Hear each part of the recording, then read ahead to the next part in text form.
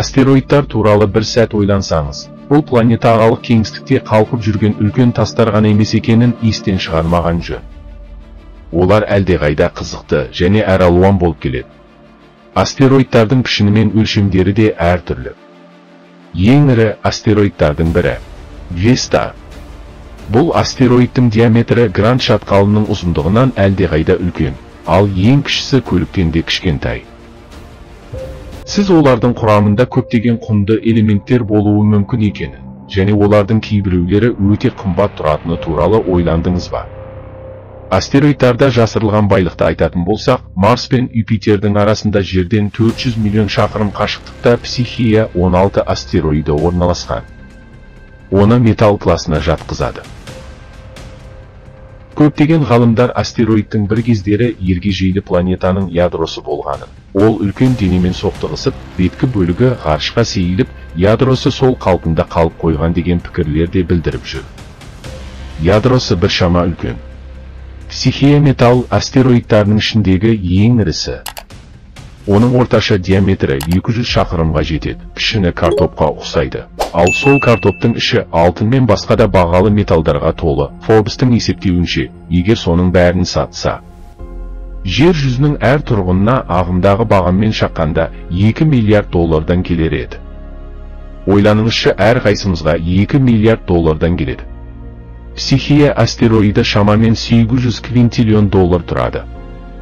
18 нөлі бар деген сөз. Тіпті елестетудің өзі қиын. Бірақ бұл сандар әрине абстрактылы. Егер сіз жер бетіне жүздеген мың тонна алтынды алып келетін болсаңыз, онда оның бағасы күрт төмендейді. Негізгі белдеудегі астероидтар үш негізгі спектрлік класқа жіктеледі. Көміртектік, силикаттық және металлды немесе темірлі. Барлық кластағы астероидтар, әсіресе металлды кластағы астероидтар, ғарыш индустриясында оларды жалпы өнеркәсіптік игеру тұрғысынан қызығушылық тудырады. Атап айтқанда, Психея 16 астероиды нақты темірлі астероидтар класына жатады. Диаметрі шамамен 226 шақырым, ал оның өлшемдері 279-ға, 232 оған 189 шақырым. Психея күнді 2,5-нан 3,3 астрономиялық бірлікке дейін айналады. Естеріңізге сала кетейін, бір астрономиялық бірлік жер мен күн арасындағы қашықтыққа тең, яғни шамамен 150 миллион шақырым. Психеяға күннің айналасында бір айналым жасау үшін шамамен 5 жер жылы, және өз осындай бір айналым жасау үшін 4 сағаттан аса уақыт қажет. Бұл бір күн. Психея негізінен 90% темір мен никельден және басқа металдардан тұрады, ал құрамы жағынан қандай да бір планетаның ядросына өте ұқсас. Тіпті Психея толыққанды планетаға айналу процесін аяқтамас бұрын басқа астероидтармен соқтығысу салдарынан жойылып кеткен ежелгі протопланетаның металл ядросы болуы мүмкін деген болжамда бар. Қызықты астероид. Психея миссиясының негізгі мақсаты болып табылады.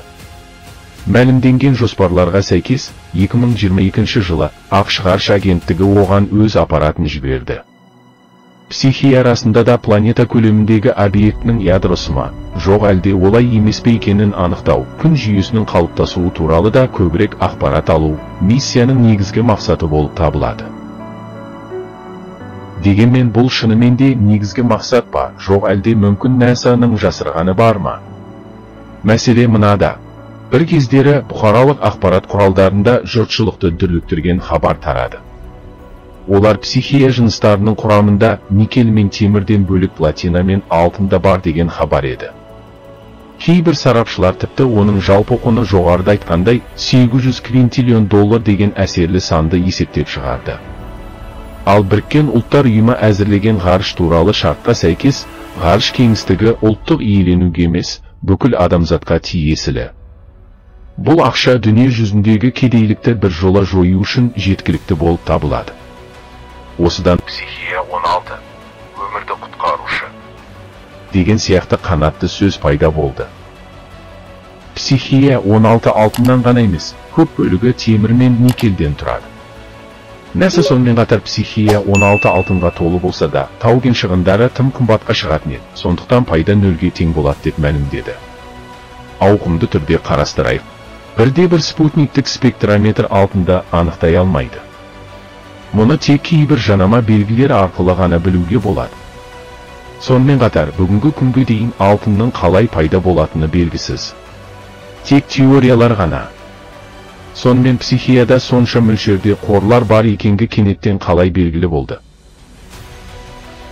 Алтын супер жаңа жұлдыздардың жарылысы кезінде, немесе нейтронды жұлдыздардың ыдырауының нәтижесінде коллапстарда пайда болады деген болжам бар. Тағы бір болжам.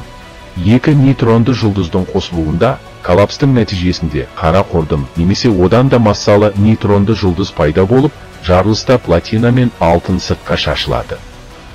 Осы кезде ғарышқа шашылған алтынның массасы шамамен 36 айдың массасына тең.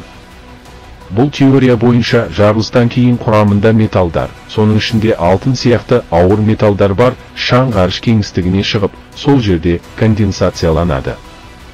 Күн жүйесінде де солай болған көрінеді. Ал жер планетасы енді пайда болған кезде балқытылған лава күйінде болғандықтан, қазіргі уақытта жердегі алтынның барлығы дерлік оның ядросында жинақталған. Егер қазір жердің ядросындағы алтынның бәрін сыртқа шығарып, сол алтынмен жердің бүкіл бетін қаптасақ, өзен көл, теңіз мұхиттардың бетімен қоса, онда аяғымыздың астындағы алтынның қалыңдығы 1,5 метрдей болушы еді. Мұндағы логика мынада. Психия қалыптаспаған планетаның ядросы болып табылса, демек жердегі сияқты оның да қойнауында алтын болуы мүмкін. Міне солай. Әрине, біздің күн жүйесінде көптеген пайдалы қазбалар бар, және онда іс жүзінде ақшаға айналдыруға болатын ресурстар да өте көп. Бүкіл ғарыш нарығының құны қазірдің өзінде жүздеген миллиардқа тартады. Ол туралы жиі айтылып жатыр, және жақын арада бұл ресурстарды игеру басталатыны сөзсіз. Кейбір компаниялар астероидтардағы өндіріс ғарыштың ең перспективалы саласы екеніне сенімді болғанымен, NASA-ның психия астероидына миссиясы шын мәнінде күн жүйесінің қалыптасуын зерттеу мақсатын көздеген ғылыми шара болып табылатыны шындыққа жанасады. Бұл менің жеке пікірім, және ол қате болуы мүмкін. Ал сіздер қалай ойлайсыздар? Пікірлеріңізді жаза кетіңіздер. Келесі роликте жолыққанша